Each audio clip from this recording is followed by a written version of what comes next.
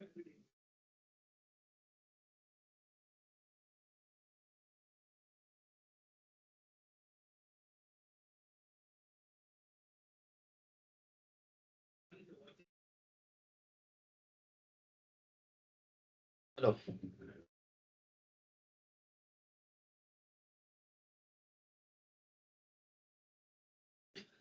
नमस्कार, good evening. मेरा नाम सौरभ है और मैं स्वागत करता हूँ इस सेशन में, इस इंजीनियरिंग थर्मोडायनेमिक्स इन हिंदी, ये जो एनपीटीईएल कोर्स है, इसका हमारा ये 11वां आज सेशन है। और आज के सेशन में हम बात करेंगे थर्मोडायनेमिक प्रॉपर्टीज और उनके बीच में जो रिलेशन होते हैं उनके बारे में। ओके, सो ये बहुत इंपॉर्टेंट और बड़ा इंटरेस्टिंग टॉपिक है। आई होप कुछ डाउट अगर आपको लेक्चर्स में रह गए होंगे वो डाउट क्लियर होंगे इस सेशन में, और बहुत सारी नई चीज़ें जो शायद लेक्चर में ना कवर की गई हों वो भी आपको शायद जानने को मिलेंगी। ओके, तो सबसे पहले तो बहुत ब्रीफली सारा चीज़ डिस्कस करेंगे जो most of them have already been covered in the lecture. Okay, so the topic is thermodynamic properties and their relations। ठीक है, तो जैसे नाम से ही समझ आ रहा है कि कुछ थर्मोडायनेमिक प्रॉपर्टीज हैं। थर्मोडायनेमिक प्रॉपर्टीज क्या होती हैं?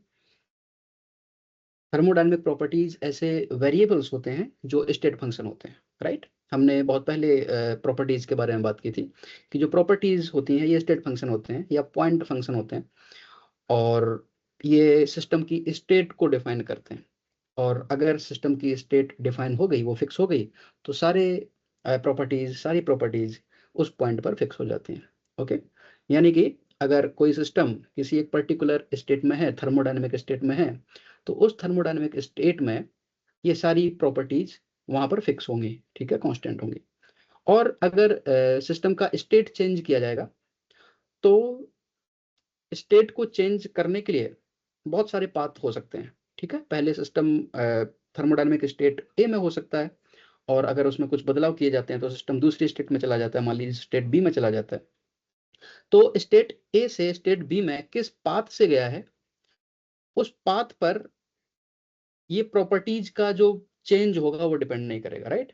क्योंकि जो प्रॉपर्टीज हैं वो पॉइंट ए पर कुछ और प्रॉपर्टीज रही होंगी, और दूसरा स्टेट है वहां पर कुछ और प्रॉपर्टीज रही होंगी। तो अगर स्टेट बदला जा रहा है तो प्रॉपर्टीज में कुछ बदलाव आएगा। तो प्रॉपर्टीज में ये जो बदलाव होता है ये किस रास्ते से स्टेट को बदला गया है, किस पाथ से पॉइंट ए से और पॉइंट बी तक गया गया है, इस पाथ पर नहीं डिपेंड करती है प्रॉपर्टीज। ये हम पहले डिस्कस कर चुके हैं। ठीक है, तो ये क्या होती हैं? ये स्टेट फंक्शन होती हैं, यानी कि पॉइंट फंक्शंस होती हैं। प्रॉपर्टीज की हम बात कर रहे हैं, ठीक है।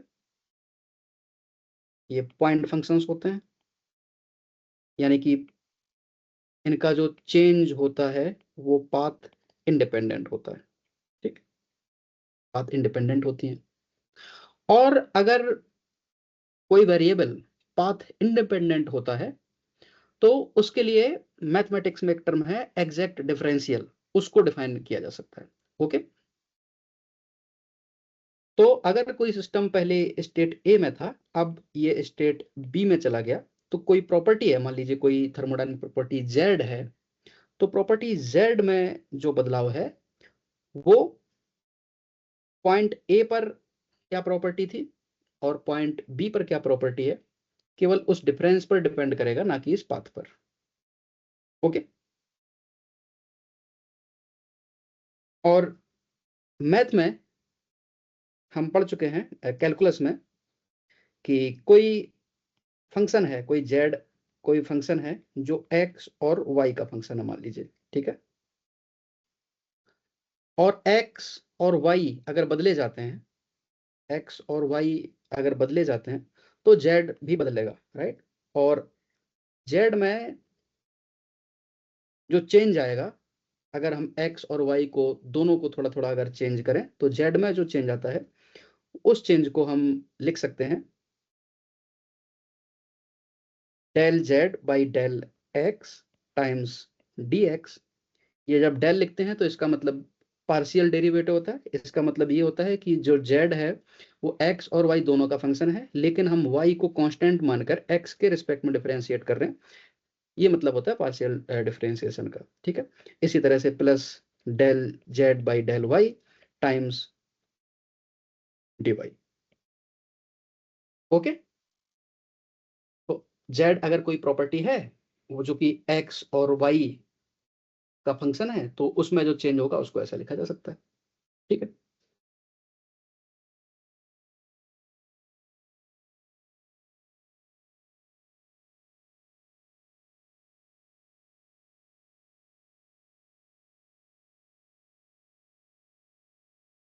कुछ फंक्शन का चेंज हमको पता होता है।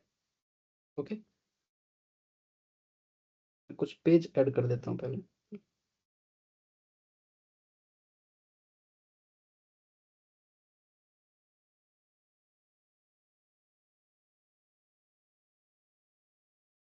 तो अगर कोई एक एक बड़ा जनरलाइज्ड अगर कोई फंक्शन है z, ठीक है, उसका चेंज दिया गया है हमको कि वो इस तरह से चेंज होता है m times dx plus n time dy। तो अगर हम इससे कंपेयर करेंगे तो हम लिख सकते हैं कि m है जो वो है डेल, सॉरी ये z है, del z by del x है, और n जो है वो del z by del y है। ओके,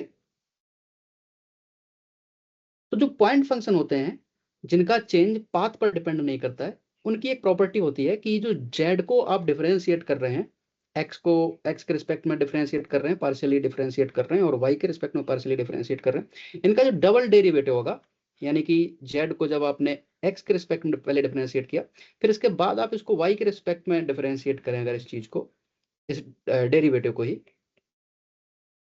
ठीक है, और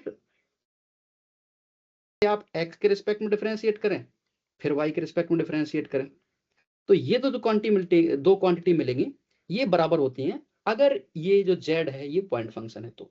ठीक है, तो z अगर पॉइंट फंक्शन है तो उसका एग्जैक्ट डिफरेंशियल ऐसे लिखा जा सकता है, और उस केस में ये जो संबंध है ये सही होगा। ठीक है, यानी आपने z को पहले x के रिस्पेक्ट में डिफरेंशिएट किया पार्शली, फिर y के रिस्पेक्ट में पार्शली डिफरेंशिएट किया, तब आपको जो वैल्यू मिलेगी वही सेम वैल्यू आपको तब मिलेगी जब आप z को पहले y के रिस्पेक्ट में डिफरेंशिएट कर लें, फिर x के रिस्पेक्ट में डिफरेंशिएट कर लें। ठीक है, तो डिफरेंशियल का ऑर्डर चेंज करने से चेंज नहीं आएगा इस सेकंड डेरिवेटिव में। ओके, तो ये क्यों ऐसा हो रहा है, ये बहुत रिगरस प्रूफ तो नहीं, लेकिन एक छोटे से प्रूफ के द्वारा ये बात थोड़ी सी और स्पष्ट हो जाएगी कि ऐसा क्यों होना चाहिए।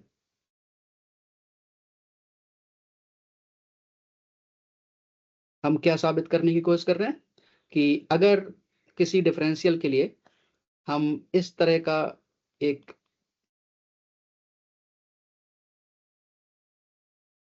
चेक पॉइंट है हमारे पास कि कोई क्वांटिटी है z, उसको हमने x के रिस्पेक्ट में डिफरेंशिएट किया, फिर y के रिस्पेक्ट में डिफरेंशिएट किया, और दूसरी बार जब हमने इसको डिफरेंशिएशन किया, पहले y के रिस्पेक्ट में किया और x के रिस्पेक्ट में किया, तो ये दोनों डेरिवेटिव हैं ये बराबर आ रहे हैं, तो तब हम कह सकते हैं कि जो z है ये पॉइंट फंक्शन है, पाथ फंक्शन नहीं है, एक प्रॉपर्टी है। ठीक है, तो ये एक हमारे पास टूल है ये चेक करने के लिए कि कोई फंक्शन एक पॉइंट फंक्शन है या पाथ फंक्शन है। ठीक है, तो अगर ये पॉइंट फंक्शन है, पाथ फंक्शन नहीं है, तो ये पाथ पर डिपेंड नहीं करेगा। ठीक है, तो ये सॉरी, ये कोई फंक्शन है z जो कि x और y पर डिपेंड करता है, और ये कोई पॉइंट a है। ठीक है, a पॉइंट है, यहाँ पर जो x और y की वैल्यू है मान लेते हैं वो a, sorry x comma y है। ठीक है, और आपने इसको चेंज किया और आप पहुंच जाते हैं अगली स्टेट में, दूसरी स्टेट में पॉइंट b पर, और आपने x को चेंज किया है x प्लस डेल्टा x, और y को आपने चेंज किया है y प्लस डेल्टा y। ठीक है, और ये चेंज आप दो तरीके से कर सकते हैं, पहले आप x को चेंज किए, ठीक है, x को आपने चेंज किया, x प्लस डेल्टा x, और y को आपने कांस्टेंट रखा तो y रहा, और इसके बाद आपने y को भी चेंज किया, तो x plus delta x, x plus delta x रहा, और अब जो y वाली कोऑर्डिनेट है वो y प्लस डेल्टा वाई होगी। ठीक है, ये एक रास्ता हो गया हमारे पास पॉइंट ए से पॉइंट बी तक जाने के लिए। और अगला रास्ता क्या हो सकता है? अगला रास्ता हो सकता है कि हम पहले x को कांस्टेंट रखें और y को चेंज करें। तो अगर x को कांस्टेंट रखेंगे तो x x ही रहेगा और y जो है वो हो जाएगा y प्लस डेल्टा वाई। और इसके बाद आप x को भी चेंज कर सकते हैं और आप पहुंच जाएंगे x plus X plus Y plus D Y इस पॉइंट पर। ठीक है, ये ऐसे। तो सबको नाम देते थे कुछ, इसको सी और इसको डी, ऐसे। ये हमारे पास 4 पॉइंट है। और जो z है वो फंक्शन है x और y का। ठीक है, जो z है वो फंक्शन है x और y का। ओके, अब पॉइंट ए पर जो z है वो मान लेते हैं z है उसकी वैल्यू, राइट, x y। और पॉइंट बी पर इसकी वैल्यू हो जाती है z प्लस डी जेड। ठीक है, तो पॉइंट ए से पॉइंट बी तक जाने में जो वैल्यू है इस फंक्शन की, जो कि एक्स और वाई का फंक्शन है, उसमें डी जेड इतना बदलाव होता है। तो अब ये डी जेड कितना है, ये हम अलग अलग रास्ते से एक बार कैलकुलेट करके देखते हैं क्या हो रहा है। ठीक है, तो जब आप पॉइंट, ये हमारे पास 2 रास्ते हैं, राइट। एक तो हम ए सी बी इस रास्ते से गए, ए गए फिर सी गए और फिर बी गए, ये हमारे पास एक रास्ता है। और दूसरा रास्ता है कि हम पहले पॉइंट ए से पॉइंट डी पर जाएं और इसके बाद पॉइंट बी से जाएं। ठीक है, तो हम पहला रास्ता देखते हैं, फर्स्ट जो पाथ है उसको देखते हैं। ओके, कि हम जब ए से सी तक जाएंगे तब क्या होगा, ए से सी तक जाएंगे तब क्या होगा, तब जेड कैसे चेंज होगा। ठीक है, हमने टेलर सीरीज एक्सपेंशन पढ़ा है, उसी तरह की चीज है कि एक्स बदल रहा है और वाई कांस्टेंट है। तो ए से सी तक जाने में आप एफ को एक्स के रिस्पेक्ट में डिफरेंशिएट करेंगे, वाई कांस्टेंट रहेगा, और जो चेंज हुआ वो हुआ del F by del X time D X. इतना बदलाव हुआ जब आप पॉइंट सी पर गए। ठीक है, और पहले इस फंक्शन की वैल्यू थी z, और अब ये वैल्यू हो गई z plus delta F by delta X time D X. ठीक है, this is the value at point C. Okay, so this is the value at point C. ठीक है, तो दिस इज द वैल्यू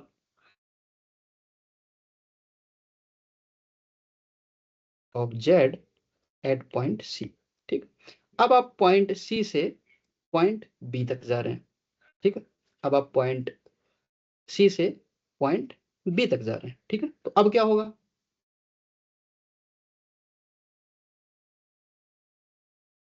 ये z की value point A पर थी और ये वैल्यू होगी z की पॉइंट सी पर।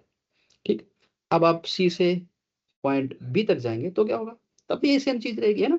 तो जो z की वैल्यू है पॉइंट बी पर वो क्या होगी, z की वैल्यू है पॉइंट सी पर plus delta F by delta Y. अब x कांस्टेंट है। ठीक है, और ये जो डेरिवेटिव हम कैलकुलेट कर रहे हैं, ये कहाँ कैलकुलेट कर रहे हैं, पॉइंट सी पर कैलकुलेट कर रहे हैं। ठीक है, ये चीज हमको ध्यान रखनी है कि हम कौन सा डेरिवेटिव किस जगह पे कैलकुलेट कर रहे हैं।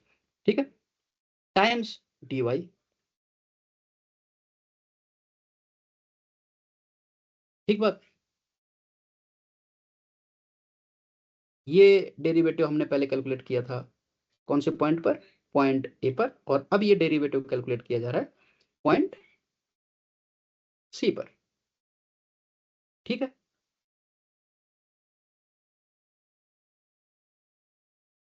तो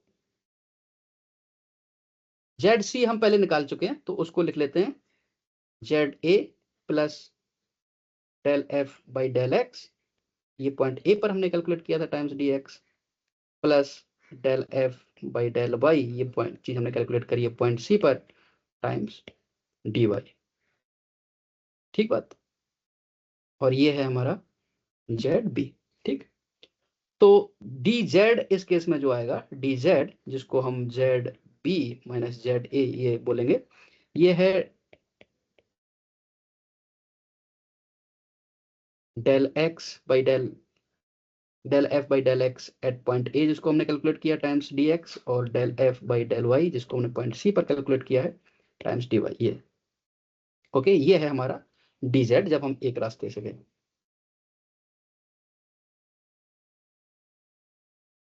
ओके,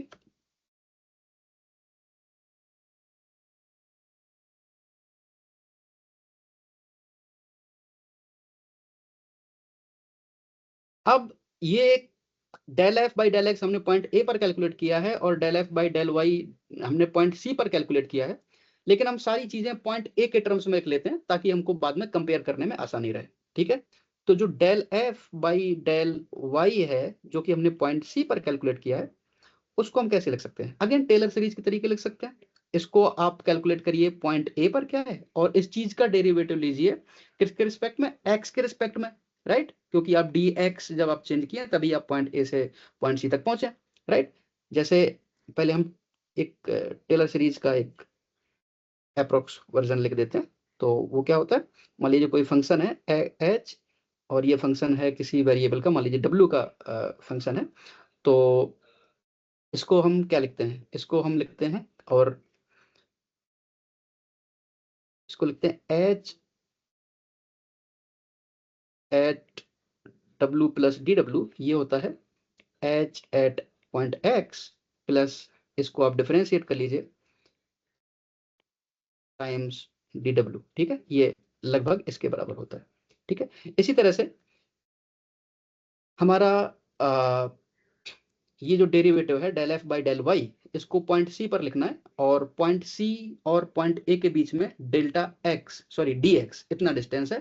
तो इसलिए हम उसको लिख सकते हैं del f by del y at point C, this would be equal to del f by del y at point A plus derivative of this del f by del y with respect to x, okay, times this dx, okay? ठीक बात, again Taylor series जैसा ही है, ठीक है? तो अब हम सारे डेरिवेटिव्स क्योंकि पॉइंट ए के लिए लिख रहे हैं तो बार बार ए लिखने की जरूरत नहीं है। तो जो हमारा dz है उसको हम लिख सकते हैं क्या चीज?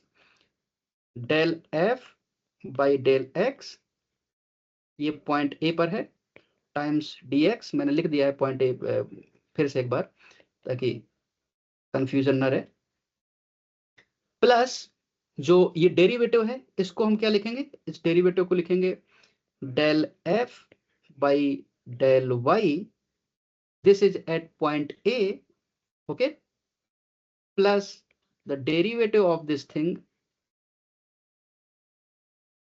with respect to x times dx, okay? ये हमारा हो गया D F by D Y at point C. ये जो पूरी चीज है ये क्या है? ये पूरी चीज है del F by del Y at point C. ठीक है, अब ठीक है, del F by del Y at point C, okay, और इस पूरी चीज में मल्टीप्लाई हुआ है दिस डी वाई का। ठीक है, इस पूरी चीज में मल्टीप्लाई हुआ है डी वाई का, ओके। तो इस तरह से हमने क्या निकाल लिया? इस तरह से हमने निकाल लिया जेड में छोटा सा चेंज जब हम जा रहे हैं पॉइंट ए से पॉइंट बी तक पहले रास्ते से, ओके। अब सेम चीज हम करेंगे जब हम दूसरे रास्ते से जाएंगे, same exercise, okay. Now we are going from point A to point C along another path, okay, so we are going from point A then point D, sorry B, I mean I'm sorry, point A D and then B। ठीक है, तो सबसे पहले हमने y में बदलाव किए, ठीक है। तो पॉइंट ए पर z की वैल्यू z है, पॉइंट डी पर z की वैल्यू क्या होगी? ठीक है, पॉइंट डी पर z की वैल्यू क्या होगी? Value of z at point D क्या होगी? ये होगी value of z at point A, plus हम y में चेंज कर रहे हैं तो इसलिए y के रिस्पेक्ट में डिफरेंशिएट करेंगे, del z by del y, okay, x constant है, dy। ठीक है, ये डेरिवेटिव पॉइंट ए पर कैलकुलेट किया जा रहा है, ठीक, ये वैल्यू आ जाएगी हमारी पॉइंट डी पर। ठीक है, अब हम जाएंगे पॉइंट बी पर। अब पॉइंट बी पर जाएंगे तो वहां पर इसकी वैल्यू क्या होगी? वो होगी डी पर जो वैल्यू है प्लस डी पर इसका जो डेरिवेटिव है किसके रिस्पेक्ट में? एक्स के रिस्पेक्ट में। अब हम वाई को कांस्टेंट कर रहे हैं ना, अब हम बी से डी पर जा रहे हैं, from B, from D we are going to now D, and we have kept y constant and we are changing x. Okay, so this derivative we are calculating at point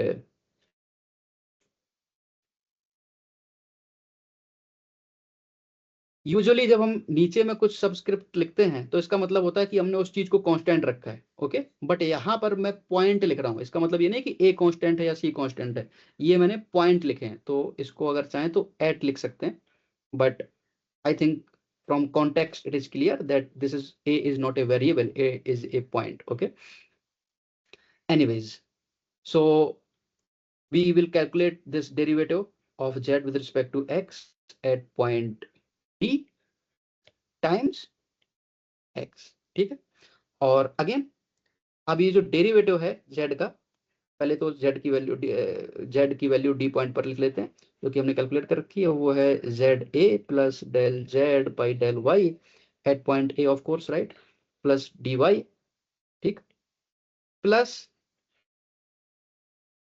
del z by del x, okay, this is at point d times dx, sorry, dx। Okay, now अब ये point D पर क्या value होगी इस चीज की, इस derivative की, this derivative value of this derivative eight point D क्या होगी, ये वैल्यू होगी जो इसकी वैल्यू है पॉइंट ए पर, ठीक है, एट पॉइंट ए, प्लस इसका derivative with respect to Y times D Y. ठीक, तो यही चीज हम वहां पर सब्स्टिट्यूट कर देते हैं, तो हमको मिल जाएगा Z B equal to Z A plus del Z by del Y times del Y, plus अभी del Z by del x की वैल्यू हमको सब्स्टिट्यूट करनी है पॉइंट डी, जो कि हम लिख सकते हैं del Z by del X, अब मैं ए नहीं लिख रहा हूँ क्योंकि सारी वैल्यूज पॉइंट ए पर ही हो चुकी हैं अभी के लिए, ठीक है, plus del by del Y times del Z by del x times D Y, और ये पूरी चीज में ये dx है, राइट, क्योंकि ये जो पूरी चीज लिखी है this is del Z by del X at point D है। ओके, तो अब यहां से हम लिख सकते हैं D Z equal to D B minus, sorry, Z at B minus Z at A, that will be equal to del Z by del Y times D Y plus del Z by del X time D x plus del Y by del Z by del x times D Y D X. Okay, ये है along path two, और along path A हमने D Z निकाला था, वो क्या आया था,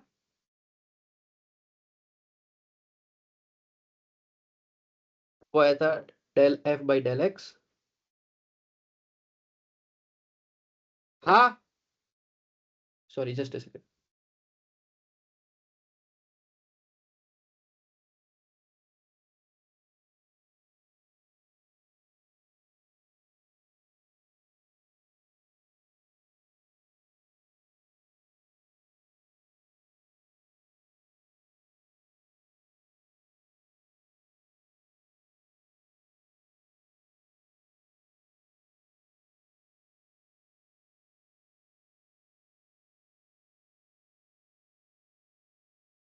okay, so point, sorry, path A से जब हम पॉइंट ए से पॉइंट बी पर गए थे तब ये आया था del F by del x times D X by del x times D x plus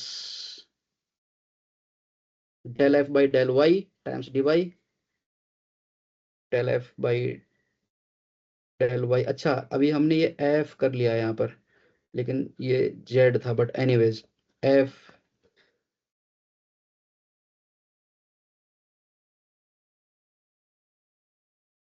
times D Y plus del X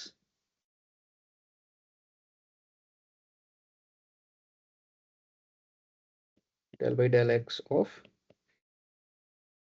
del F by del Y times D X D Y times D X D Y. Okay, तो अब इन दोनों को आप compare करिए, ठीक है, F और Z basically same है क्योंकि जेड जो था वो फंक्शन था एक्स और वाई का। Okay, so it is just a variable. Okay, तो जो एफ है उसकी जगह पे हम जेड लिख सकते हैं सारी जगह। तो जो ठीक है।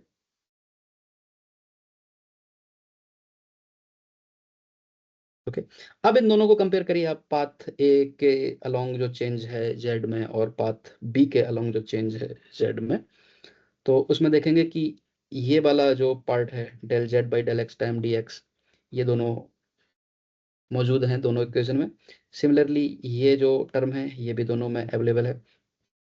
अब बचता है केवल ये थर्ड पार्ट, ठीक है, बचता है थर्ड पार्ट। सो इफ जो थर्ड पार्ट है वो भी अगर बराबर हो जाए, then D Z along path A and D Z along path B, not path A and B, I mean path 1 and path 2. So if this third term along path 2 and this third term along path 1, if both of these are equal, then this dz along path 1 and dz along path 2 both will be same. Okay, so dz is basically change, a small change in z. Okay, so if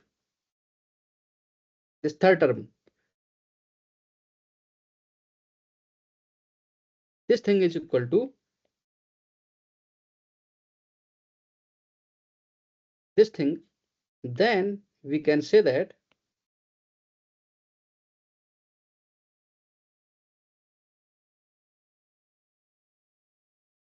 change in z, which was function of x and y, okay, this change is basically dz is independent of path, ठीक है। तो यही चीज हम साबित करना चाह रहे थे कि अगर पार्शियल डेरिवेटिव्स का ऑर्डर चेंज करने से डेरिवेटिव की वैल्यू ना चेंज हो सेकंड डेरिवेटिव की, तो ये जो पर्टिकुलर प्रॉपर्टी है ये पाथ इंडिपेंडेंट होती है। और थर्मोडायनामिक प्रॉपर्टीज के बारे में हम बात कर चुके हैं कि थर्मोडायनामिक प्रॉपर्टीज भी पाथ इंडिपेंडेंट होती है, स्टेट फंक्शन होती है, ठीक है। तो कोई भी थर्मोडायनामिक प्रॉपर्टी होगी वो इस तरह के रूल को फॉलो करेगी। ओके, वापस आते हैं जो हमने लिखा था, change in dz if that is written like m which can be function of x and y again times dx plus n x dy। Okay, और इसको हम कंपेयर करें तो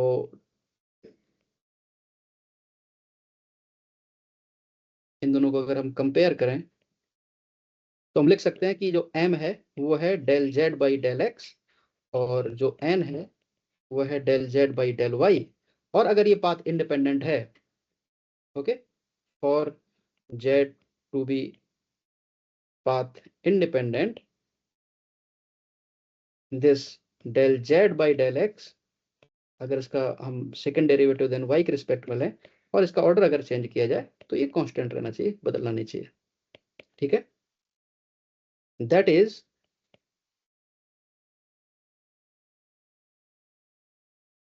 equal to del n by del x। Okay, ये बहुत important चीज है जो हमें ध्यान रखनी है।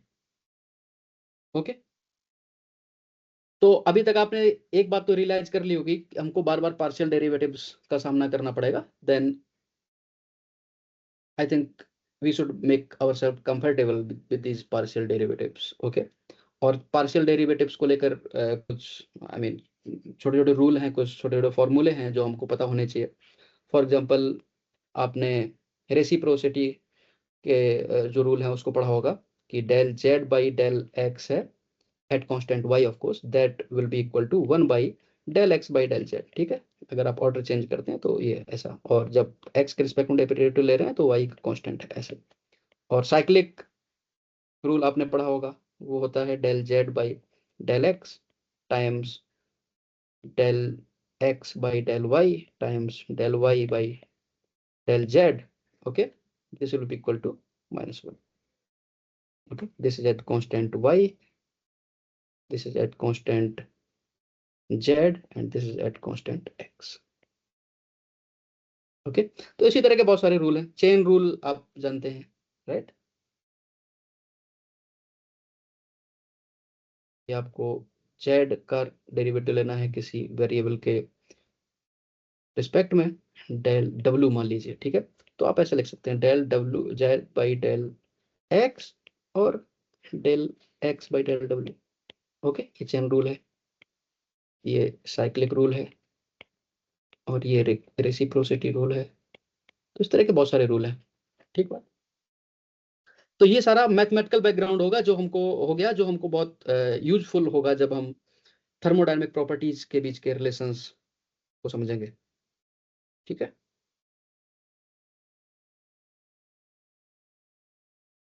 तो अब वापस आते हैं थर्मोडायनेमिक्स पर।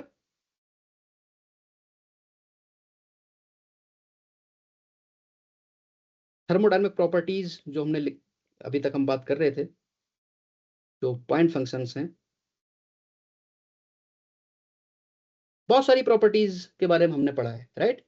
हमने प्रेशर के बारे में पढ़ा है, volume, temperature, internal energy, enthalpy, entropy, right. ये सारी प्रॉपर्टीज के बारे में हमने पढ़ रखा है। कुछ और नई प्रॉपर्टीज भी हैं जिसको हम हेमोल्ड्स फंक्शन बोलते हैं, एक गिब्स फंक्शन बोलते हैं जी, ठीक है। इनकी भी चर्चा कर लेते हैं। ये कॉम्बिनेशन से प्रॉपर्टीज बनती हैं, जैसे एंथैल्पी है वो इंटरनल एनर्जी प्लस पीवी ऐसे बनती है, राइट। इसकी ऐसी डेफिनेशन होती है। इसी तरह से ये जो ए है जिसको हेमोल्ड्स फंक्शन बोलते हैं,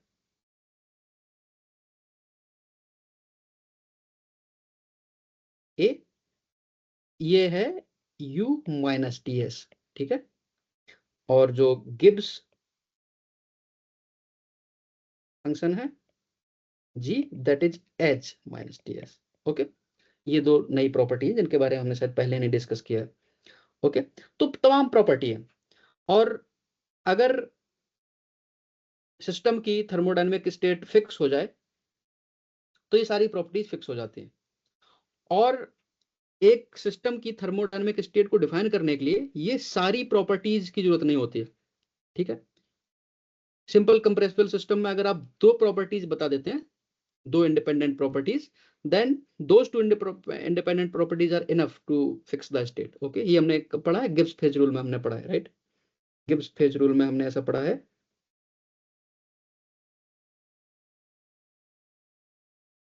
क्या पढ़ा है गिब्स फेज रूल में, f equal to c minus p plus two. Okay, and f here is degree of freedom, these are number of chemically independent components,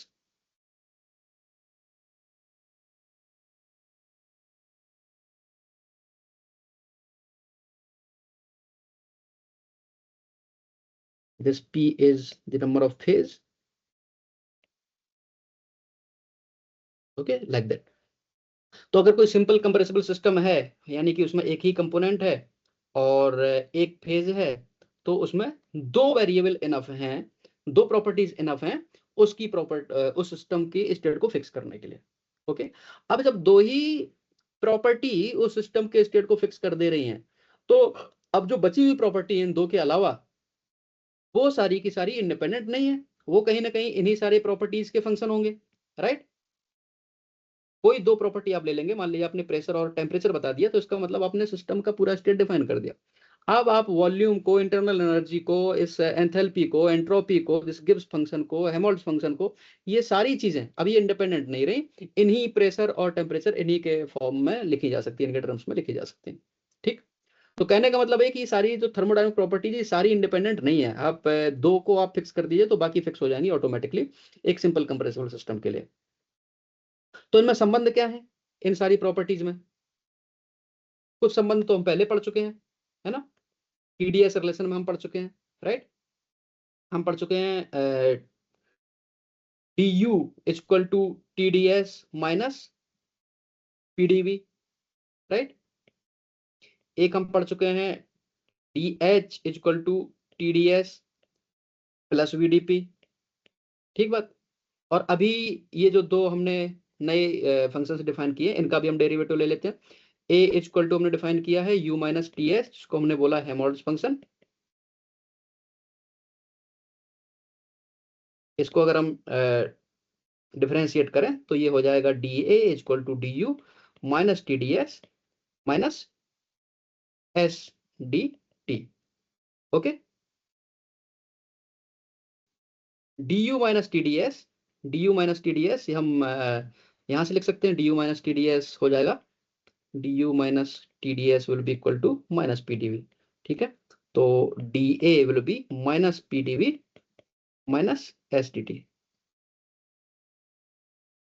minus S D T. Okay, एक ये relation हो गया, बाकी दो relation हम पहले लिख चुके हैं, ये तीसरा रिलेशन हो गया। और अब जो हेमोल्ड्स फंक्शन, गिब्स फंक्शन है, उसको भी डिफरेंशिएट कर सकते हैं। गिब्स फंक्शन है H minus T S, Gibbs function, इसको डिफरेंशिएट करेंगे तो हो जाएगा D G equal to D H minus T D S minus S D T. Okay, और D H minus T D S क्या है? D H minus T D S है V D P, right. तो D G equal to we D P minus S D T. एक ये चौथा relation और आ गया। ठीक, तो अब ये देखिए कि सारी थर्मोडायनेमिक प्रॉपर्टीज हैं, उनके बीच में कुछ ना कुछ रिलेशन है। तो अगर आप कोई दो प्रॉपर्टीज को बता देते हैं तो बाकी प्रॉपर्टीज कैलकुलेट की जा सकती हैं थर्मोडायनेमिक प्रॉपर्टीज के माध्यम से। ठीक है, अब आप एक चीज यहाँ पर नोट करिए कि जैसे अभी हमने ये डिस्कस किया था कि d z is equal to some m times D x plus n time d Y. ये सारे जो हमने रिलेशन लिखे हैं वो इसी फॉर्म में है कहीं ना कहीं, राइट। इसमें जेड की जगह जी आ गया है, कहीं ए आ गया है, कहीं यू आ गया है, कहीं एच आ गया, ये सारी चीजें आ गई हैं। एम की जगह कहीं वी आ गया है, कहीं पी आ गया है, इस तरह की चीजें आ गई हैं। और डी एक्स और डी वाई की जगह भी कहीं कहीं डी पी डी टी, इस तरह की चीजें आ गई, राइट। तो सारे जो रिलेशन अभी तक हमने लिखे, चार रिलेशन, वो इसी फॉर्म में है। ओके, तो जो जेड है उसकी जगह पे क्या क्या आ चुका है? जेड की जगह पे आ चुका है आइदर यू आया है, या फिर एच आया है, या फिर ए आया है, या फिर जी आया। अच्छा, इनको थर्मोडायनेमिक पोटेंशियल बोलते हैं कई बार, राइट। Thermodynamic potentials. और इनके लिए जो वेरिएबल्स यूज हुए हैं, जैसे जब यू वाला हमने रिलेशन लिखा था, यू वाला रिलेशन, तो यू के लिए टी एस और पी, और टी एंड पी, ये सारे उसमें थर्मोडायनेमिक प्रॉपर्टीज का फंक्शन था ये। ठीक है, अब कोई एक अब इस चीज को अगर ये प्रॉपर्टी है तो हमने एक चीज और डिस्कस करी थी कि this delta m by delta Y this will be equal to delta n by delta x. ठीक, तो यही सेम चीज हम इस पर्टिकुलर थर्मोडायनेमिक का जो थर्मोडायनेमिक प्रॉपर्टीज जो हमने लिखी है चार, उस पर भी अप्लाई कर सकते हैं। फॉर एग्जाम्पल, अगर हम पहला वाला ही लिखें, d u equal to t D S minus p d v. ठीक, तो इसको हम दो चीजों से कंपेयर कर सकते हैं। पहला तो ये कि this is d Z equal to m d x minus, sorry, plus n d Y. और जो एम होता है वो होता है क्या? D z by del Z by del x. यानी कि अगर आप दोनों को कंपेयर करेंगे तो हम यहां से लिख सकते हैं कि del u del S this is t. ठीक है, उसी तरह से एन जो होता है वो होता है del Z by del y, और इसको भी अगर हम कंपेयर करें तो हो जाएगा del you by del we, ये होता है पी। ठीक है, एक चीज और हमने डिस्कस करी कि delta M with respect to delta Y this is equal to delta N, sorry, del del N with respect to del X. Okay, so यहां से हम लिख सकते हैं एम क्या है? एम टी है यहाँ पर, right. M is t. Okay, so our m is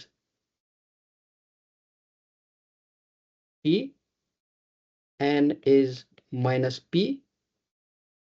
Okay, this is minus p, सही है ना? हाँ, और z is u, x is s and y is v।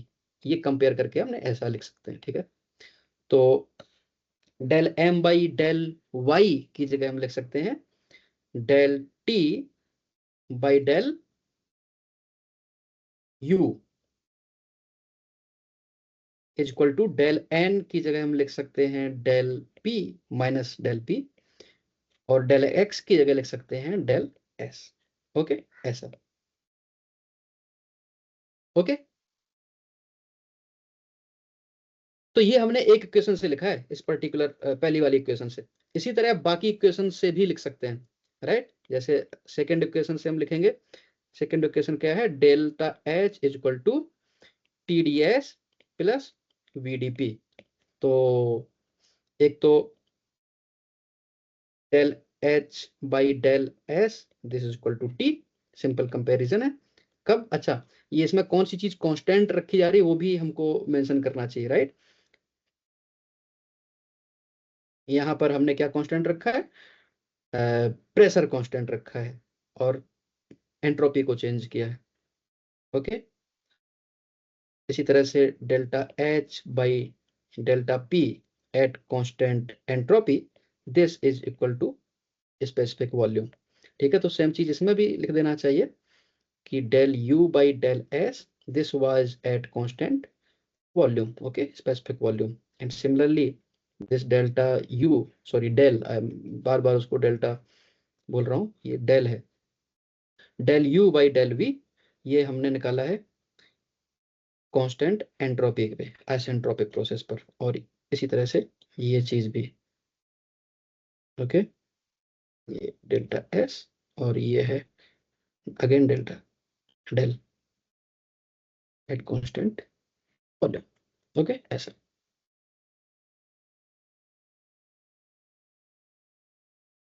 और इसको भी एग्जैक्टनेस के लिए जो सेकंड डेरिवेटिव्स हैं वो बराबर होने चाहिए, तो इसमें भी वही चीज हम लिख सकते हैं। क्या लिख सकते हैं, लिख सकते हैं कि d t del t by del p should be equal to del we by del s. Okay, और ये del p, del t by del p निकालना है, ये कांस्टेंट स्ट्रक्चर वॉल्यूम पर है, सॉरी, एट कांस्टेंट एंट्रोपी पे है, और ये कांस्टेंट प्रेशर पे है। ठीक है, तो ऐसा इसके लिए। इसी तरह से बाकी जो दो रिलेशन है उनके लिए भी यही लिखा जा सकता है। डी ए था हमारा minus p d v minus S D t, इसके लिए मैं डायरेक्टली लिख देता हूँ। okay?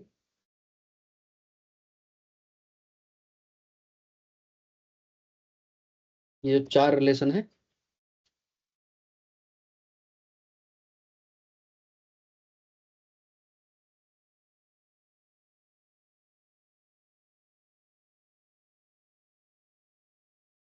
हम शुरू के दो रिलेशन लिख चुके हैं, है ना।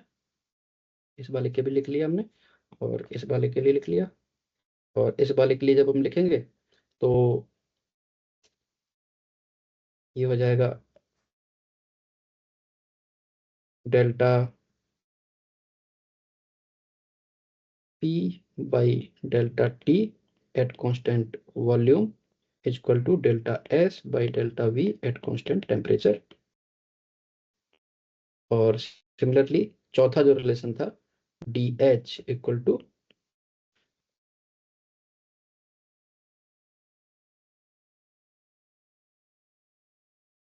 We D P minus S D t, इस वाले रिलेशन से भी delta s by delta p at constant t is equal to minus delta, not delta, del, जब मैं डेल्टा बोलूं डेल की जगह, then please excuse me, I mean it is del. Okay, तो इस तरह से हमने जो ये चार रिलेशन लिखे हैं एग्जैक्टनेस को यूज करके।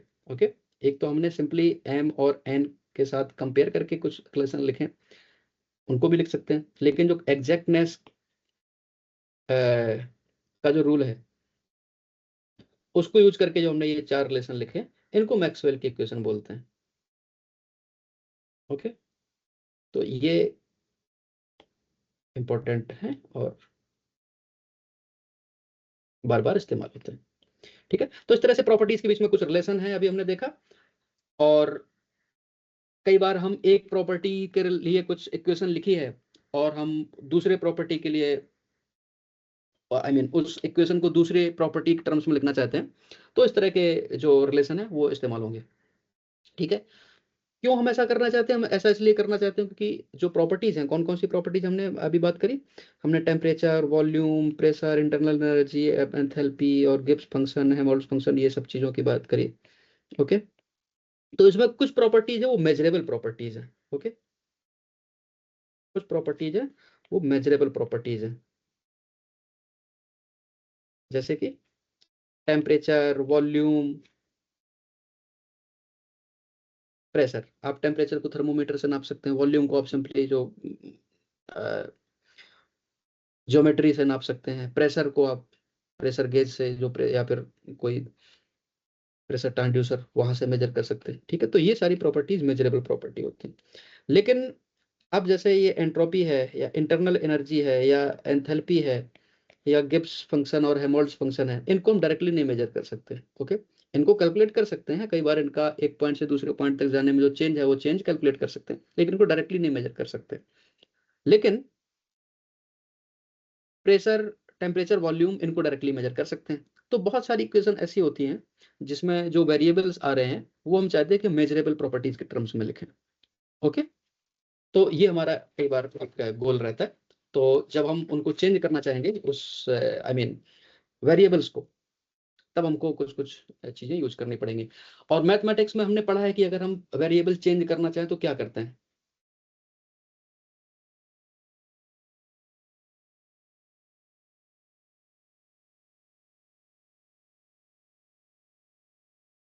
मैथमेटिक्स में हमने पढ़ा है कि अगर हम वेरिएबल चेंज करना चाहें तो क्या करें, तो डेरिवेटिव्स यूज होते हैं, राइट। ये हमने मैथमेटिक्स में पढ़ा रखा है।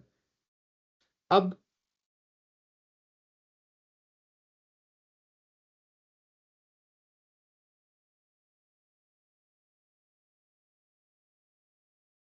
इक्वेशंस हैं, है ना, कुछ कांस्टेंट होते हैं, उनको भी एक बार क्विकली डिस्कस कर लेते हैं, फिर इसके बाद आगे बढ़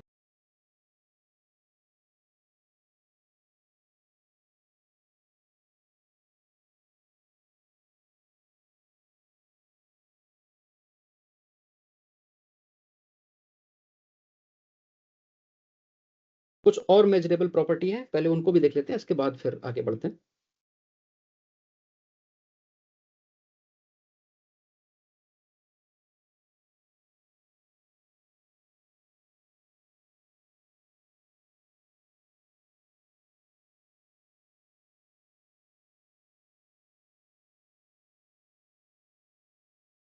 कुछ और मेजरेबल जो प्रॉपर्टीज हैं वो हैं, उनमें से एक होती है specific heat capacity eight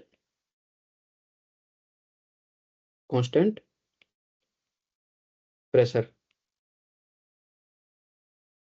CP. या कांस्टेंट वॉल्यूम वाली पहले देख लेते हैं, कांस्टेंट वॉल्यूम, सीवी। सीवी को हमने, ओके, तो specific heat at constant volume, ये हम जानते हैं कि सीवी होता है del you by del T at constant volume, right. लेकिन इसको एंट्रोपी के टर्म्स में भी ऐसे लिख सकते हैं, c v equal to t del S by del T at constant volume. अच्छा, ये वाला जो दूसरा इसका जो एक्सप्रेशन लिखा है सीवी का, ये बहुत यूजफुल है, क्योंकि कई बार हमको ये टर्म देखने को मिलता है del S by del t, या फिर कहीं भी ऐसा जहाँ पर एंट्रोपी और टेम्परेचर साथ में आते हैं, तो हम चाहते हैं कि उसको जो मेजरेबल क्वांटिटीज है उसके टर्म्स में लिखा जाए, और सीवी है ये मेजरेबल क्वांटिटी है, राइट। बहुत सिंपली उसको मेजर किया जा सकता है, राइट। या फिर कोई मटेरियल होता है तो उसका सीवी हमको पता होता है, सीपी पता होता है, सीवी पता होता है गैसेस का, या फिर क्योंकि 1 डिग्री टेम्परेचर बढ़ाने के लिए कांस्टेंट वॉल्यूम है, 1 डिग्री टेम्परेचर बढ़ाने के लिए कितना हीट दिया, ये उसका सीवी होता है, ज़्यादातर मटेरियल का पता होता है। अगर नहीं पता है तो एक्सपेरिमेंट करके ये वैल्यू निकाली जा सकती है। Okay, so this is also a you know measurable quantity, उनमें इसको गिना जाता है, मेजरेबल क्वांटिटी जो प्रेशर, टेम्परेचर, वॉल्यूम थे। ओके, एक बार इसको फटाफट ड्राइव कर लेते हैं। ठीक है, तो उसके लिए हम क्या करेंगे, जो इंटरनल एनर्जी है उसको let us consider that internal energy the function of temperature and volume. Okay, तो अब ये टेम्परेचर और वॉल्यूम का फंक्शन है, तो आप लिख सकते हैं d u equal to del you by del t times d t plus del you by del v times dv। Okay, तो इसको एक बार हमने पार्शियली डिफरेंशिएट किया टेम्परेचर के रिस्पेक्ट में, यानी कि keeping this volume constant times dt, और फिर इसको डिफरेंशिएट किया गया वॉल्यूम के रिस्पेक्ट में टेम्परेचर को कांस्टेंट रखते हुए। अब इसमें जो पहला वाला टर्म है ये क्या है, यही cv है, right, del you by del T at constant volume times dt। Okay, so this thing is cv, this first term। okay, so du, this is equal to cv dt plus del u by del v। Okay, ये ऊपर वाला u है और नीचे वाला v है, ठीक है, नीचे वाला v है, v at constant temperature dv। ठीक, अब एंट्रोपी के टर्म्स में हमको लिखना है, राइट। तो अब एंट्रोपी को भी टेम्परेचर और वॉल्यूम का फंक्शन मान लिया जाए, जैसे हमने इंटरनल एनर्जी को माना था उसी तरह से एंट्रोपी को भी मान सकते हैं कि जो एंट्रोपी है s that is also the function of temperature and volume. Okay, तो इसी तरह से हम लिख सकते हैं d s, this will be equal to del S by del T at constant volume times d t plus this del S by del we at constant temperature times ds। ठीक है, तो अगर दोनों तरफ p का multiply कर दें तो हम लिख सकते हैं T D S is equal to T और del S by del T at constant volume plus T del S by del we at constant temperature ds। और टी डी एस जैसे हमने पढ़ा है, T D S equal to होता है d U plus P d V, right. तो इसको लिख सकते हैं, यहां पर लिख सकते हैं इसको du plus pdv, that is our tds। this thing is equal to t del s by del t v dt plus t del s by del u at constant temperature ds। Okay,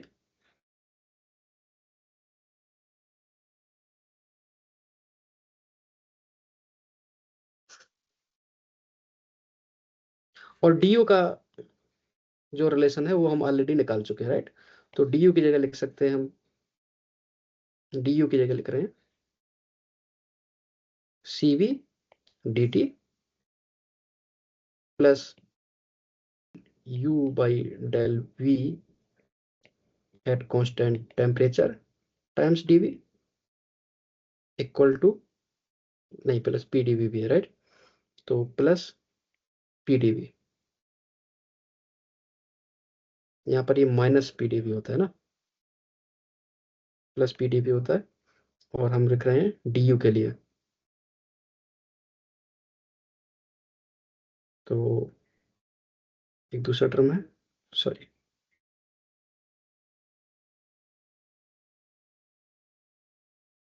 TV plus p d v equal to t del S by del t u d t plus T del S by del u at constant temperature d s. तो अब यहाँ पर कुछ D T के terms हैं और कुछ DV के टर्म हैं, राइट। तो दोनों को इकट्ठा कर लेते हैं, तो हम लिख सकते हैं cv dt plus del u by del v at constant temperature plus p this whole things times dv equal to t ds del t at constant volume plus dt t del s del u t at constant temperature दिया। ठीक है, तो अब दोनों तरफ अगर हम देखें तो यहाँ पर भी टेम्परेचर dt का टर्म है और यहाँ दूसरी तरफ भी है। सिमिलरली डीवी का टर्म्स भी लेफ्ट हैंड साइड में है और राइट हैंड साइड में भी है।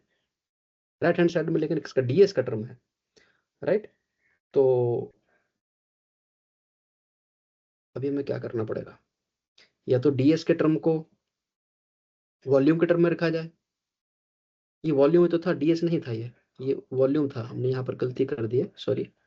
ये डीवी था, राइट, क्योंकि हमने एंट्रोपी को टेम्परेचर और वॉल्यूम का फंक्शन माना था, तो ये डीवी था पूरा। ओके, सो ये करेक्ट करते हैं इसको पहले, ठीक है। डीवी क्योंकि वॉल्यूम के रिस्पेक्ट में डिफरेंशिएट कर रहे हैं, और फिर डीवी का मल्टीप्लाई, ठीक है। अब सही है, लेफ्ट हैंड साइड में भी ये डीवी के टर्म्स में और राइट हैंड साइड में भी है। सिमिलरली डीटी के भी टर्म है और डीटी के लेफ्ट में भी है और राइट में भी है। तो दोनों तरफ जो है क्विज एक्सप्रेशन वो बराबर है। तो dt के टर्म को अगर हम इक्वेट करें तो हम इधर देखेंगे तो लेफ्ट हैंड साइड में dt के साथ जो मल्टीप्लाई किया गया वो cv का है, और राइट हैंड साइड में जो है वो t del S by del t times v है, ठीक है। तो यहाँ से ये cv का एक्सप्रेशन निकल के आता है, ठीक है।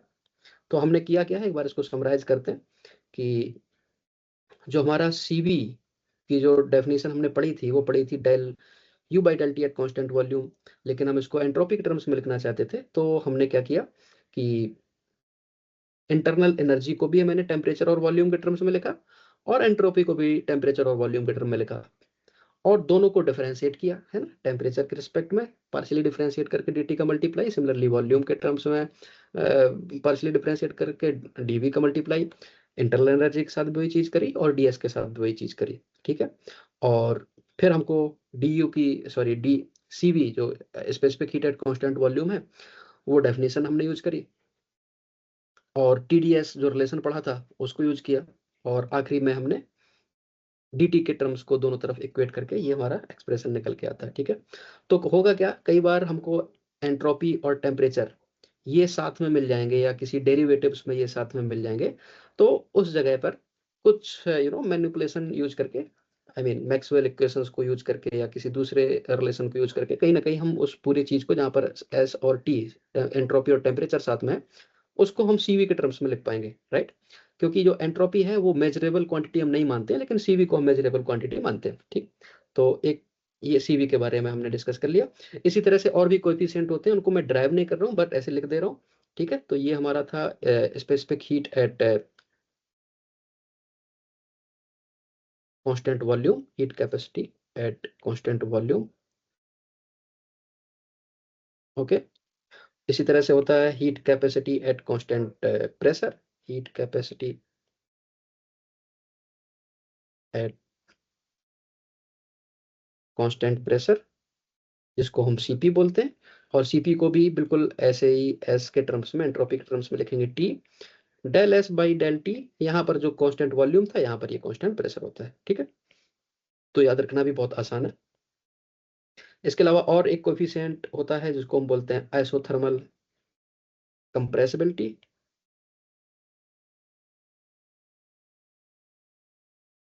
अल्फा जिसको लिखते हैं, ये होता है 1/v del we by del P at constant temperature, okay. तो इसका मतलब क्या है, इसका मतलब है कि आइसोथर्मल कंडीशन में यानी टेम्परेचर नहीं चेंज हो रहा है, तो अगर हम प्रेशर इंक्रीज कर रहे हैं तो वहां पर वॉल्यूम कम होगा, राइट। तो वॉल्यूम कम होगा, एक नेगेटिव का साइन लगाना पड़ेगा, ठीक है। तो अगर हम प्रेशर अप्लाई करेंगे तो वॉल्यूम कम होगा, तो पर यूनिट प्रेशर या जो प्रेशर हम लगा रहे हैं उसका रेट क्या है वॉल्यूम के कम होने का विद रिस्पेक्ट टू प्रेशर, और इसको वॉल्यूम से डिवाइड कर रहे हैं, क्योंकि आपको पता है कि अगर वॉल्यूम ज़्यादा है, ठीक है, तो जो वॉल्यूम में कमी है वो भी ज़्यादा होगी, राइट, क्योंकि ये प्रोपोर्शनल होता है, राइट।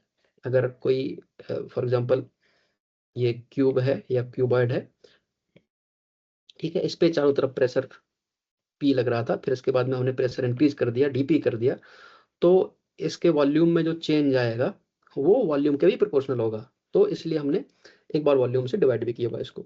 ये आइसोथर्मल कंप्रेसिबिलिटी।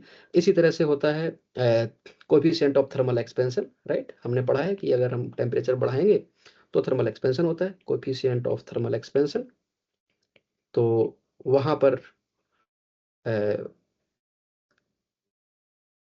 थर्मल एक्सपेंशन, यहाँ पर हमने कंप्रेसिबिलिटी में प्रेशर इंक्रीज किया था तो वॉल्यूम कम हुआ था, यहाँ पर टेम्परेचर इंक्रीज करेंगे तो वॉल्यूम बढ़ेगा। तो जो यहाँ पर dV बाई dP था, यहाँ पर वो dV बाई dt हो जाएगा, राइट। और कंप्रेसिबिलिटी में कांस्टेंट टेम्परेचर रखा था और यहाँ पर प्रेशर कांस्टेंट होगा, राइट। और अगेन 1/V। अब यहाँ पर माइनस साइन नहीं लगा रहे क्योंकि अगर टेम्परेचर बढ़ेगा तो वॉल्यूम बढ़ेगा, थर्मल एक्सपेंशन होगा B, ठीक। और तो ये चीजें हैं, right. heat capacity at constant volume, heat capacity at constant pressure, isothermal compressibility and coefficient of thermal expansion. अब इन्हीं को मिला मिला के आप बहुत सारे नए एक्सप्रेशंस बना सकते हैं। फॉर एग्जांपल आप अल्फा और बीटा का रेशियो ले लीजिए, ठीक है, ratio of alpha and beta. तो ये हो जाएगा alpha by beta, this will be equal to, क्या हो जाएगा, ये वॉल्यूम वाला फर्स्ट टर्म कैंसिल हो जाएगा और क्या बचेगा, बचेगा del P by del T at constant volume, ठीक है। और अगर हम इसको उल्टा कर देंगे, नहीं ये उल्टा ही तो होगा,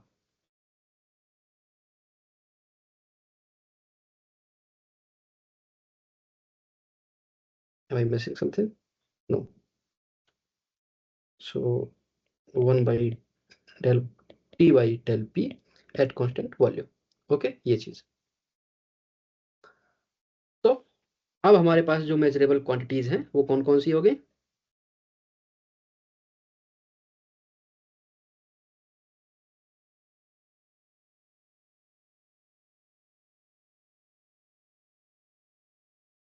pressure, volume, temperature, specific heat capacity at constant volume and at constant pressure, और isothermal compressibility, coefficient of heat expansion, और इन्हीं को मिला मिला के उनका रेशियो ले लिया, ये सब चीजें, ठीक है। तो अब हमारे पास अगर कोई एक्सप्रेशन है जिसमें एंट्रोपी है, इंटरनल एनर्जी है, एंथैल्पी है, या गिब्स फंक्शन है, या हेमोल्ड्स फंक्शन है, उस तरह के एक्सप्रेशंस को हम इन मेजरेबल क्वांटिटीज के टर्म्स में लिख सकते हैं, ठीक है। और अक्सर हमारा गोल भी यही होता है, अक्सर हमारा गोल भी यही होता है कि जो क्वांटिटी मेजर नहीं करी जा सकती है उनको मेजरेबल की जा सकने वाली क्वांटिटीज के टर्म्स में लिखा जाए, ओके। तो अब हमारे हाथ में सारे टूल हैं, मैथमेटिक्स है हमारे पास, है ना। मैथमेटिक्स में जो हमने पार्शियल डेरिवेटिव्स में जो फॉर्मूले डिस्कस किए, पहले चेन रूल डिस्कस किया, रेसिप्रोसिटी वाला रूल डिस्कस किया, और साइक्लिक रूल डिस्कस किया। तो वो मैथमेटिक्स के ये सारे टूल्स हैं, उनको यूज करके, और ये जो अभी हमने रिलेशंस डिस्कस किए हैं उनको यूज करके, मैक्सवेल इक्वेशंस को यूज करके, और मैक्सवेल इक्वेशन के अलावा भी जो और इक्वेशन निकल के आती हैं, राइट, उनको भी यूज करके, राइट। ये तो मैक्सवेल इक्वेशन है लेकिन इसको नहीं मैक्सवेल इक्वेशन बोलते, लेकिन एनीवे है तो सही हमारे हाथ में, ठीक। तो इनको यूज करके हम बहुत सारी चीजें निकाल सकते हैं, ठीक। तो ओके, तो ये सारी मेजरेबल क्वांटिटी के टर्म्स में हम कई बार चीजें लिखना चाहते हैं, ओके। एक बड़ा यूजफुल रिलेशन होता है सीपी और सीवी का, जो सीपी माइनस सीवी, जिसको हमने कई बार आर पढ़ा है आइडियल गैस के लिए, बट इन जनरल इसको हम लिखते हैं we T beta square by alpha है, इसको मेयर रिलेशन बोलते हैं। तो अब अगर हमसे मान लीजिए पूछा जाता है कि इसको ड्राइव करिए, तो इसको ड्राइव करने के लिए जो भी चीज़ें हमने पढ़ रखी हैं वो इसके लिए सफिशियंट होंगी। एक बार इसको हम ड्राइव करने की कोशिश करते हैं, और ड्राइव करने के क्रम में हम ये पाएंगे कि बहुत सारे स्टेप ऐसे इंट्यूटिव नहीं है कि इस स्टेप के बाद ये स्टेप आना चाहिए, उस स्टेप के बाद अगला स्टेप क्या आना चाहिए, राइट। कोई एक ऐसा एल्गोरिदम नहीं है, ठीक है। जैसे हम कोई सॉल्व करना चाहते चीज, अगर उसका एल्गोरिदम हो कि अगर ऐसा है तो ऐसा कर देते हैं, अगर ऐसा है तो ऐसा कर देते हैं, तो उसमें बहुत ज्यादा गलती होने की गुंजाइश नहीं रहती है। एक एल्गोरिदम है, तो उससे होता क्या है कि हम स्टार्ट अगर किया कोई प्रॉब्लम सॉल्व करना और एल्गोरिदम को अगर हम फॉलो कर रहे हैं तो अंत में हम सॉल्यूशन तक जो चीज़ हम निकालना चाहते हैं वहां तक पहुंच जाएंगे। लेकिन अब इसको आप हल करने के क्रम में पाएंगे या किसी इसी तरह के और प्रॉब्लम्स को हल करने के क्रम में पाएंगे, ये जो हमने टूल्स पढ़ रखे हैं उनका इस्तेमाल करते हुए, कि कोई एक ढंग का एल्गोरिदम नहीं है। ओके, फॉर एग्जाम्पल चलिए इसको पहले हम लोग निकालने की कोशिश करते हैं, सीपी और सीवी का जो डिफरेंस होता है वो। तो सीपी और सीवी का जो डेफिनेशन है वो हमने पढ़ रखा है। सीपी होता है t delta del S by del T at constant pressure, और सीवी होता है t del S by del T at constant volume. ठीक है, तो अब इनका डिफरेंस निकालना है हमको, सीपी माइनस सीवी। तो इनका जो डिफरेंस होगा, टेम्परेचर बाहर आ जाएगा और partial derivative of entropy with respect to pressure minus entropy partial derivative of entropy with respect to temperature at constant volume। ठीक है, ये चीज हमको निकालनी है। अब हम साइक्लिक रूल, अब ये जो हमारे पास दो टर्म हैं इनको हम बाकी और उसको क्या बोलना चाहिए, मैनिपुलेट करके या कुछ दूसरे वेरिएबल के टर्म्स में लिख सकते हैं। फॉर एग्जांपल ये जो del S by del T at constant pressure है, इस पे अगर हम साइक्लिक रूल लगाएं तो पहले टेम्परेचर के रिस्पेक्ट में डिफरेंशिएट करने के बजाय इसको, माने कि ये प्रेशर कांस्टेंट प्रेशर पर किया गया है, लेकिन अगर इसको कांस्टेंट प्रेशर पे ना करके कांस्टेंट वॉल्यूम पे किया जाए तो क्या होगा, तो ये हो जाएगा del S by del T at constant volume. But एक टर्म और आएगा, del S by del we at constant volume at constant temperature plus del we by del T at constant pressure, ऐसा। ओके, ठीक है ना ये? ठीक है, फिर इसके बाद इसको ओके, ठीक है। और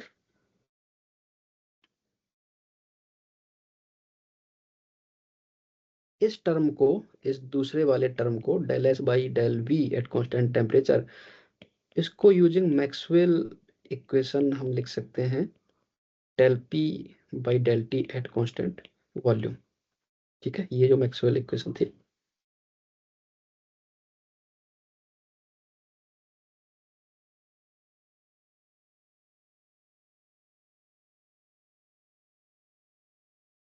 ये इसको यूज करके, राइट।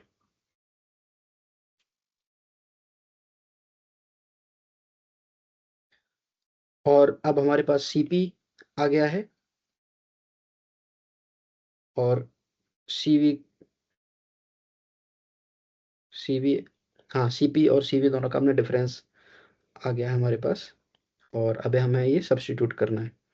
ओके, ये जो है इसकी जगह में ये चीज़ सब्स्टिट्यूट करनी है।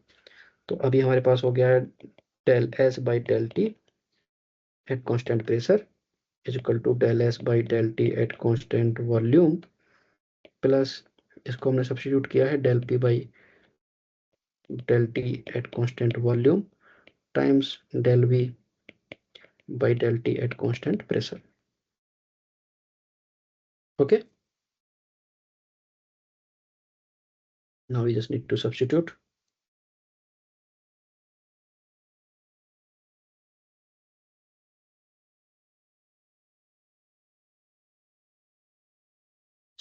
in this equation. Okay,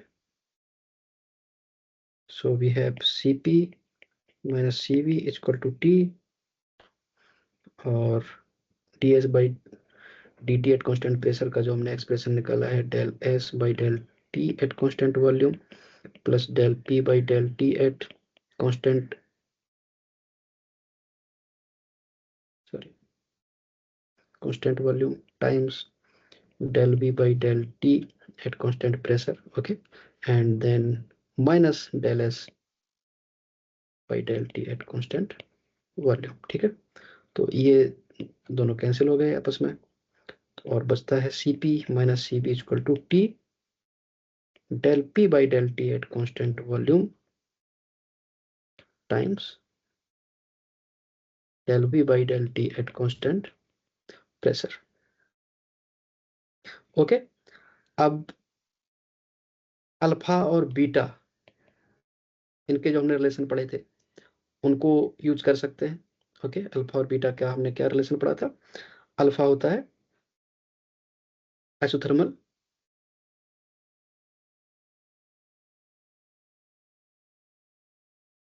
compressibility, right, del V by del P 1 by V, और beta isothermal, not isothermal, I mean thermal expansion coefficient 1 by V del V by del T at constant pressure, and this thing is constant temperature. Okay,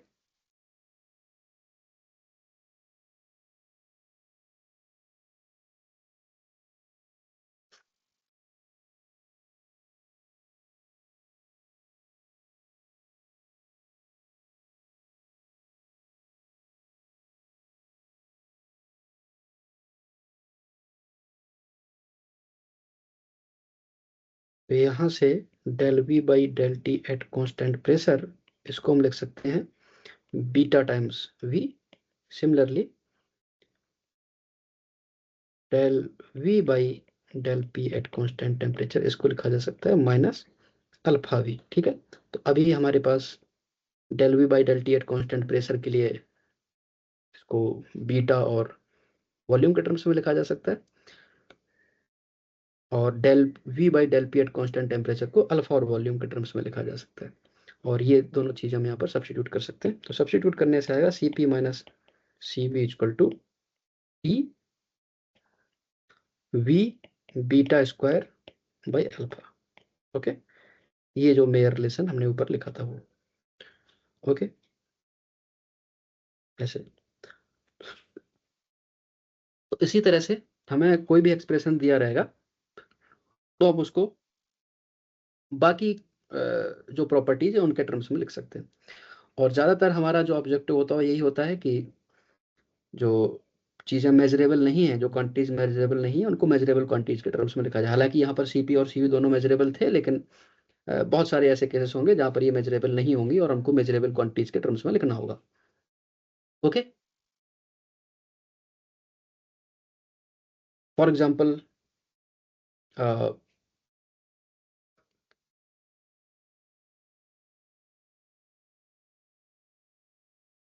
ये जैसे मान लीजिए कुछ question है कि del you by del we at constant temperature, इसको आप measurable quantity के टर्म्स में लिखिए। इसका मैं आंसर लिख देता हूँ। इसका आंसर है minus p plus T alpha by के। ओके, मतलब बीटा। अब इसको भी निकालने के लिए हमको चेन रूल का इस्तेमाल करना पड़ेगा। ओके, या फिर जो भी और जो रूल है उनमें किसी का भी यूज कर सकते हैं, बट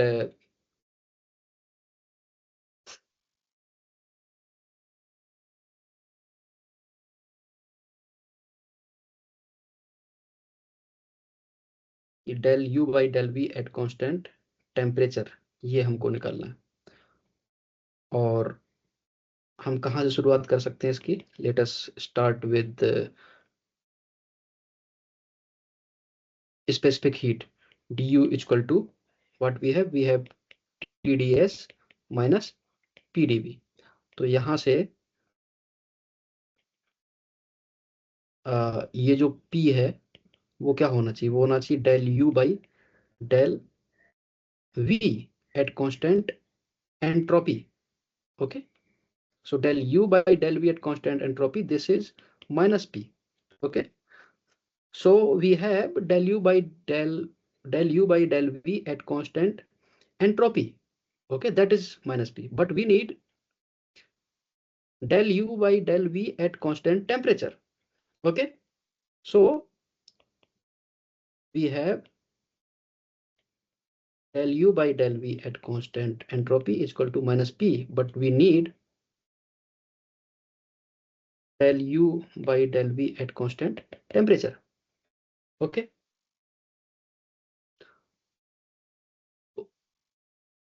तो उसके लिए भी चेन रूल का इस्तेमाल हमको करना पड़ेगा, जैसे हमने पहले किया था।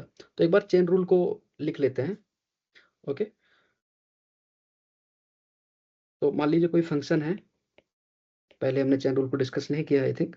तो कोई फंक्शन है एक्स और वाई का, तो इसमें हम लिख सकते हैं डेल एफ इजक्वल टू, इसको एक्स के रिस्पेक्ट में डिफरेंशिएट करेंगे dx, ओके, वाई को कांस्टेंट रखते हुए, प्लस हम इसको वाई के रिस्पेक्ट में डिफरेंशिएट करेंगे एक्स को कांस्टेंट रखते हुए टाइम्स dy। ओके,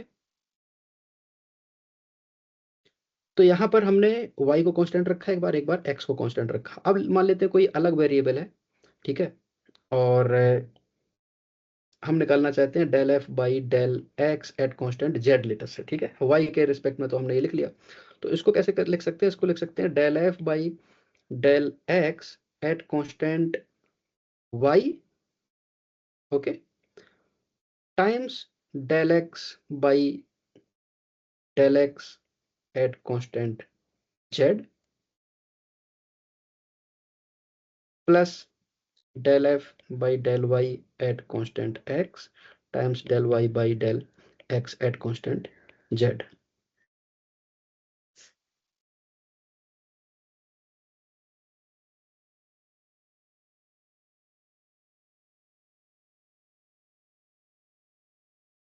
ओके, और ये टर्म है यहाँ पर 1, तो इसलिए ये रह जाता है del F by del X at constant Z equal to del F by del X at constant Y plus del F by del Y at constant X times del Y by del X at constant Z.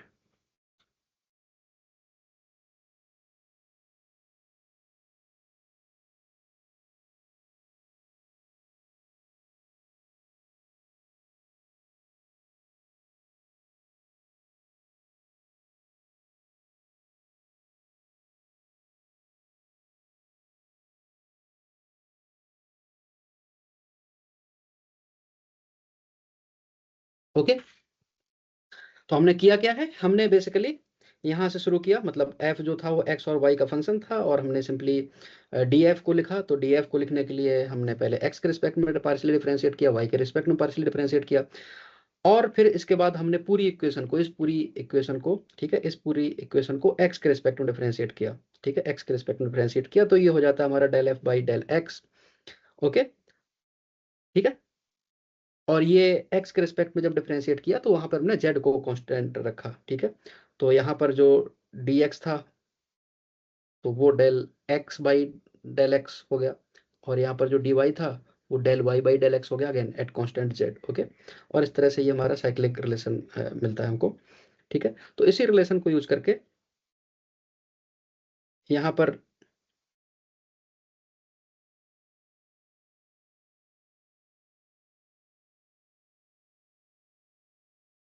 अगर ये derivative del u by del v हमको constant entropy पे पता है, तो same derivative constant temperature पर निकालने के लिए हम इस चेन रूल का इस्तेमाल कर सकते हैं। ओके, कैसे कर सकते हैं चेन रूल का इस्तेमाल, इसको हम सिंपली कंपेयर करेंगे इसके साथ। ओके, तो del v by del del u by del v at constant temperature, ये हमको निकालना है, राइट। तो इसको हम लिख पाएंगे del u by del v, ठीक है, मतलब f जो है f की जगह आ गया है u, ठीक है, और z की जगह आ गया है t, और x की जगह आ गया है v, ठीक है ना। तो del F by del x की जगह होगा del you by del V, और जो हमको पता था डेरिवेटिव वो कांस्टेंट एंट्रोपी पे था, तो y की जगह है s, ठीक है, plus del you by del s है ना, y s है, एट कांस्टेंट x, x है यहाँ पर v, times del v del y यानी कि s बाई डेल x यानी कि v एट कांस्टेंट z मतलब कि t। ओके, और del S by del we at constant temperature, ये हमको पता है मैक्सवेल रिलेशन से, ठीक है, मैक्सवेल रिलेशन से हमको ये पता है del P by del T at constant volume होता है। ओके,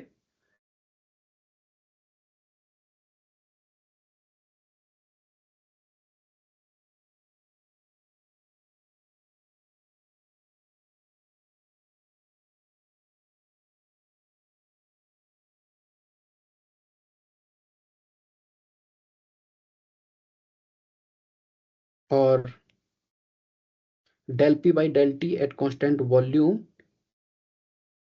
ये अल्फा और बीटा का रेशियो होता है, राइट। ये अल्फा बीटा का रेशियो होता है, ठीक। और इसके अलावा ये जो चीज लिखी है del you by del S at constant volume, ये होता है टी, है ना।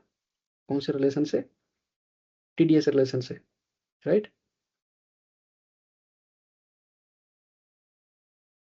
ये जो है टी, ये क्या होगा? ये होगा del you by del S at constant P, right. ये चीज, तो इसको भी हम यूज कर लेंगे। और क्या है? और ये हमको दिया ही गया, ये होता है माइनस पी, ठीक है, ये होता है माइनस पी। तो इस तरह से जो हमारा एक्सप्रेशन निकल के आता है del you by del T, तो उसमें del you by del we at constant entropy, ये होगा माइनस पी, प्लस ये जो टर्म है दूसरे वाले टर्म का पहला भाग, ये है टेम्परेचर, और जो दूसरा भाग है दूसरे टर्म का, वो है अल्फा बाई बीटा। ओके, तो इस तरह से हमने इसको बाकी मेजरेबल क्वांटिटी के टर्म्स में लिख लिया। Okay, so I think you can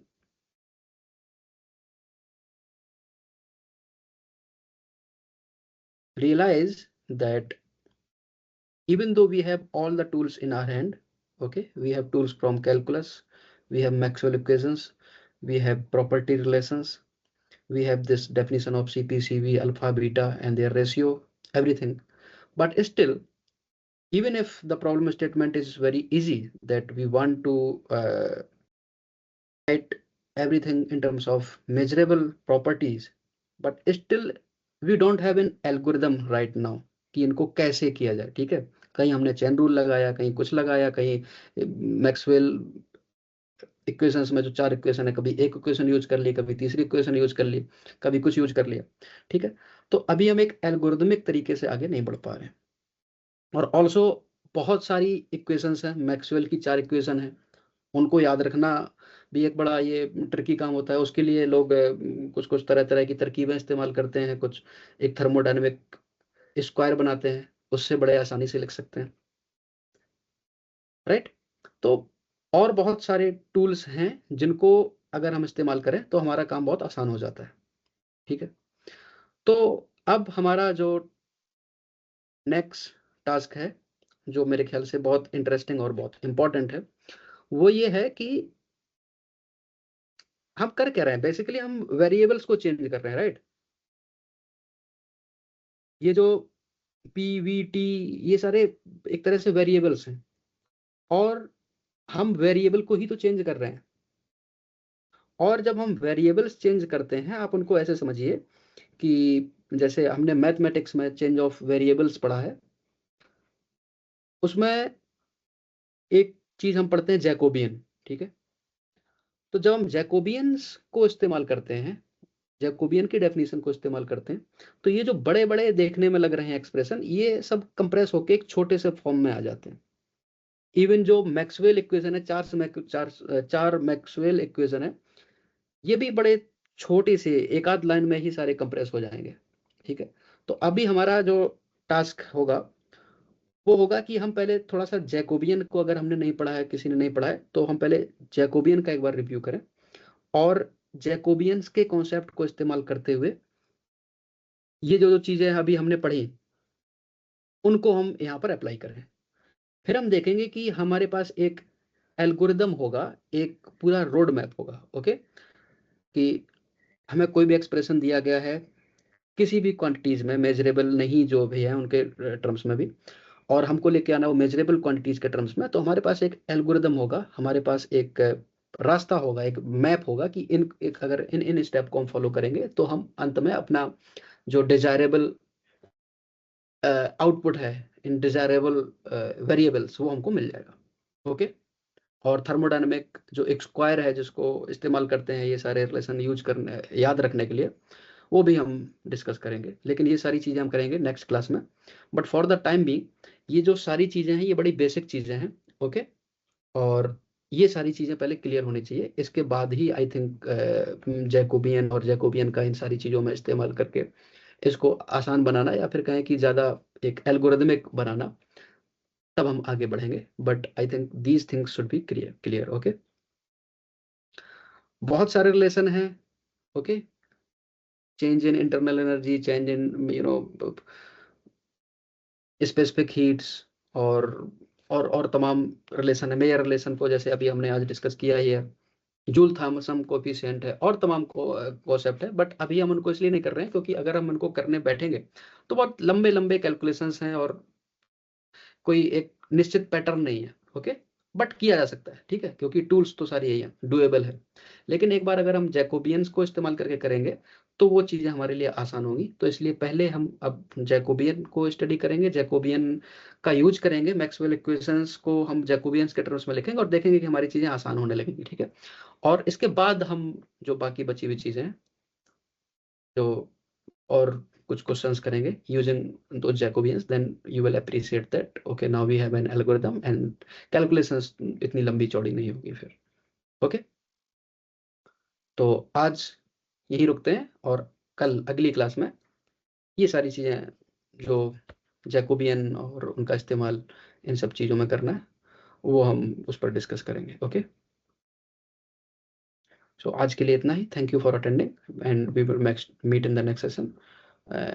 it is on I think tomorrow. हाँ। Thank you.